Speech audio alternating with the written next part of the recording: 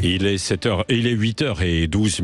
Lévis sans interdit, comme chaque matin, Elisabeth Lévy, à cette heure-ci. Bonjour Elisabeth. Bonjour Patrick, bonjour à tous. Alors on parle des maires, des élus, 70% qui se disent victimes d'incivilité.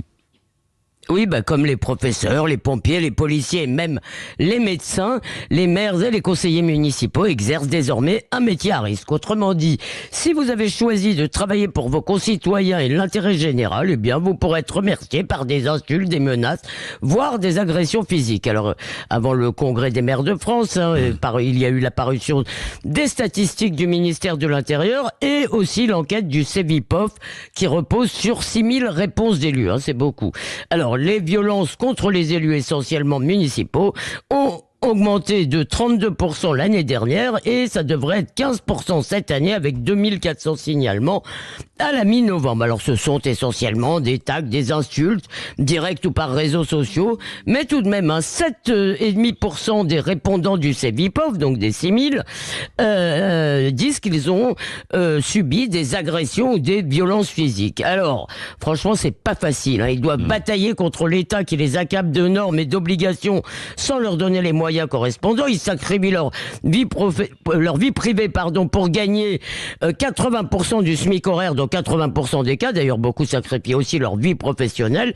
Et en plus, tout ça pour se faire insulter, ça ne fait pas rêver. Il y a donc eu 4000 démissions depuis le 2020, 4000 démissions d'élus. Le miracle d'ailleurs, c'est qu'il y ait toujours beaucoup de candidats, probablement parce que le mandat municipal est le seul qui soit épargné par l'impuissance publique. Un maire, ça peut changer la vie des gens. De moins en moins, comme disait un maire que l'on avait ce matin. Alors comment expliquer tout de même cette violence et comment l'endiguer ?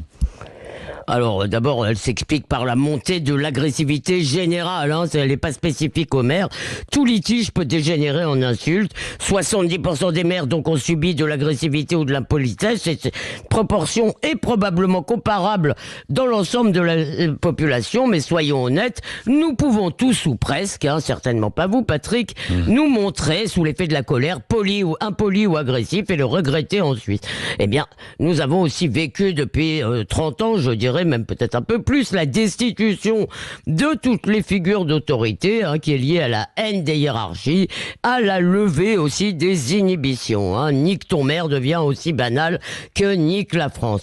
Et puis nous sommes dans le monde de l'individu roi. Le après vous que nous apprenaient nos parents a fait place à moi d'abord. On a un rapport consumériste à la politique. On se demande ce que son pays doit faire pour soi. Et en quelque sorte, nous sommes devenus un peuple d'ayants droit, de créanciers, qui trouvent toujours qu'on n'en fait pas assez pour eux. Alors Robert Ménard me le disait hier soir, si on ne dit pas oui immédiatement à une demande, eh bien il arrive souvent que la personne pète un câble, me disait-il.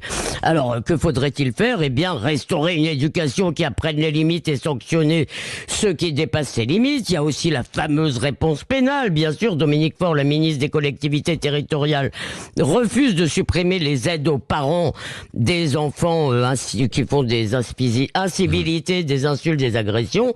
Alors que dit-elle ? Elle dit « Ah mais attention, on les convoque, ils encourent 2 ans de prison. » Oui, certes, ils encourent, mais combien prennent-ils ? Quant aux gamins qui insultent un maire, l'auteur, eh bien, le plus souvent, il écope d'un rappel à la loi, signe que dans notre pays, on ne badine pas avec l'autorité. C'est évidemment ironique.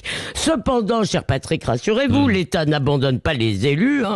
La ministre a annoncé que, à partir d'aujourd'hui, l'ouverture d'un guichet d'aide psychologique pour les maires et leurs familles. Un Allo élu pour lutter contre la violence. Eh bien, les maires de notre pays peuvent être rassurés. Merci Elisabeth Lévy.